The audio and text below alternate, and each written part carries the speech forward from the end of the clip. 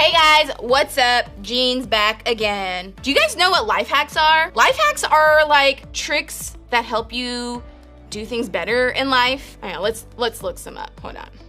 Oh, did you guys know that putting chapstick on a paper cut makes it not hurt as much? Huh.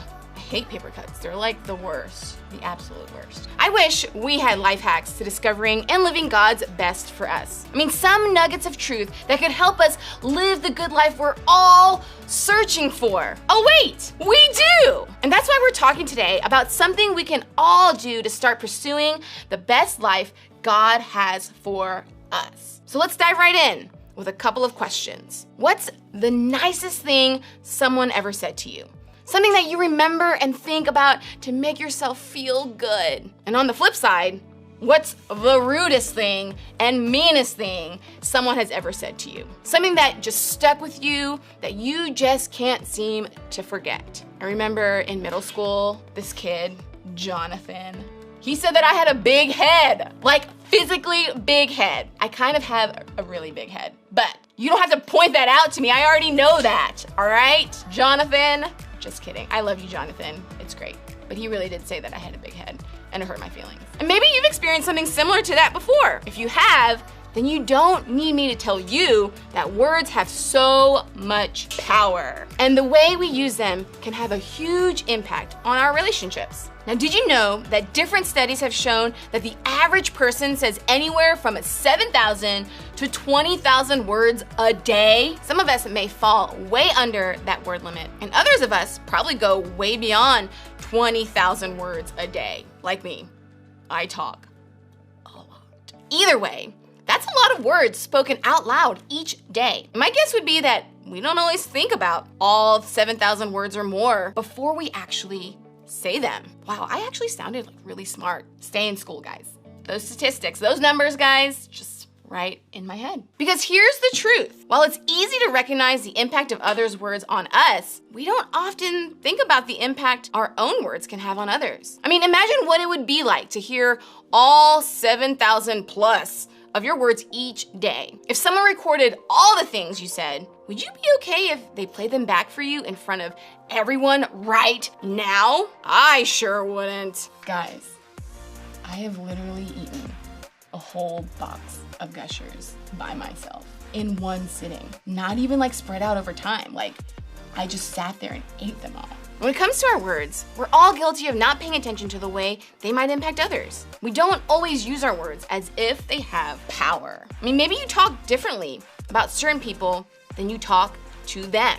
You're okay gossiping with your friends about someone, but when that person walks in the room, you change your words completely. Ooh. Or maybe you like to make rude jokes about someone on your team or make fun of someone in your class. Will you wait until there aren't any teachers or parents or coaches around to hear you do it? Maybe you've mastered the art of saying what you don't mean or meaning what you don't say. The words that come out of your mouth may say one thing, but your tone says something completely different. Maybe you take an impatient tone with your siblings, or a sarcastic tone with your teacher, or even an arrogant tone with your friends. And while you didn't actually say anything wrong, your tone is telling everyone what you really think. Oh yeah, that looks awesome. I love that. I know you guys do that. Or maybe your trouble with words starts when there's an argument or fight. Different people respond differently to conflict, right? I mean, some people yell. Ah! Some people get quiet. Some people get defensive. Some shift the blame to others. Some start forming teams, and others just want to run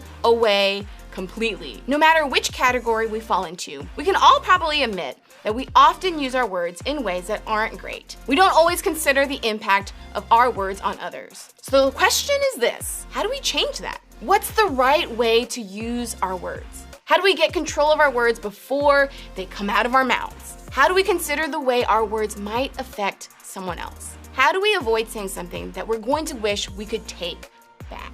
Thankfully, the Bible talks a lot about our words. And today we're gonna look at a verse in the book of Proverbs that I think will help us filter our words in the right way. The book of Proverbs is a collection of wise sayings, mostly from a guy named King Solomon, who was known to be the wisest man in history. A lot of King Solomon's wisdom was collected over the years to pass down to the next generations. And that's us. So when talking about our words, here's what he wrote. A gentle answer turns away wrath, but a harsh word stirs up anger.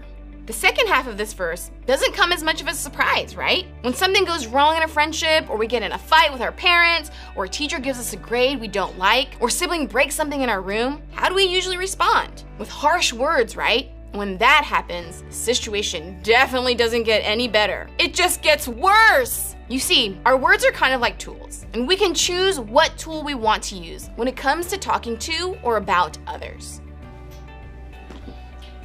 Now, as Solomon said, harsh words stir up more things like anger, frustration, and tension. You return an insult with an even better insult. You return a rude comment with a ruder comment. You return a small rumor with a bigger rumor. When we respond harshly, the conflict only gets more intense. That's because your words can create a reaction. When we respond harshly, it's like we're using a sledgehammer. Ah! I totally missed that one.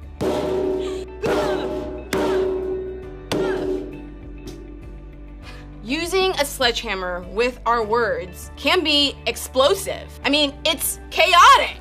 It can cause destruction, and it definitely doesn't make things any better, does it? I mean, try eating this cantaloupe.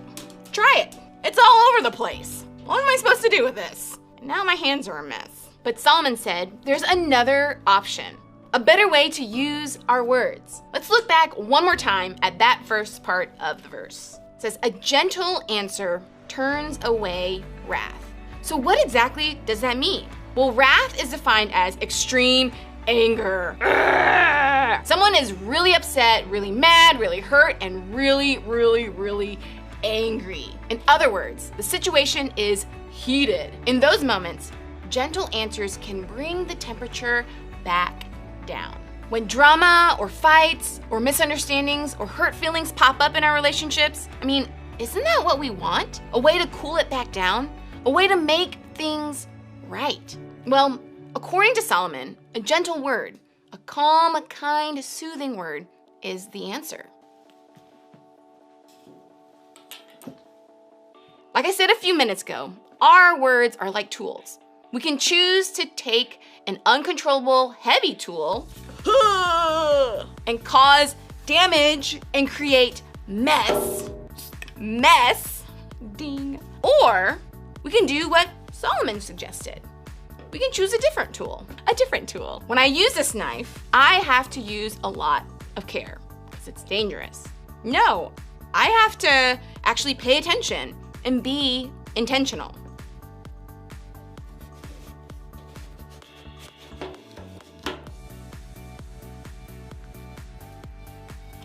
My movements, they're controlled, predictable, and unlike the sledgehammer, the knife doesn't leave a bunch of destruction and mess behind. It creates a calm, precise result. And look how easy it is to eat. Now I know it's a lot of fun to destroy a cantaloupe. But in real life, I would much rather eat a nicely sliced cantaloupe than a big pile of mushy, messy stuff. And the same is true with our words. I'd much rather speak gentle, calming words to the people around me than messy, destructive, hurtful words. Now, maybe you're thinking, but what about the person who hurt me?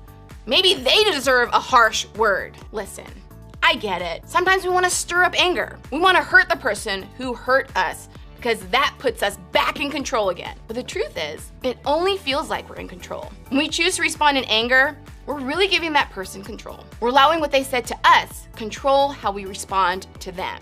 Harsh words may feel like they help you gain power in that moment, but there's actually more power in a gentle response. A gentle word changes the situation. It helps you take control and become the one who influences the remainder of the conversation and the future of the relationship. Choosing a gentle response helps keep the relationship alive, and that's pretty powerful. Like Solomon said, if you want the good life, you have to choose gentle words.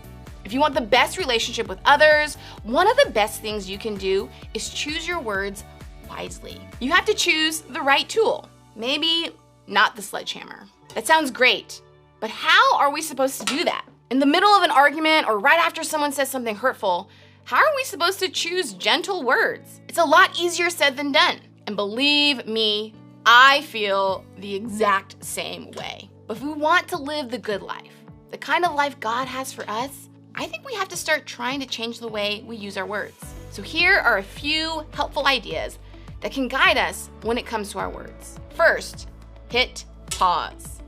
Sometimes when you're hurt or angry, the best thing you can do is nothing at all. In the moment, try not to do anything. Pause for a few moments, or minutes, or hours. You might even need to walk away.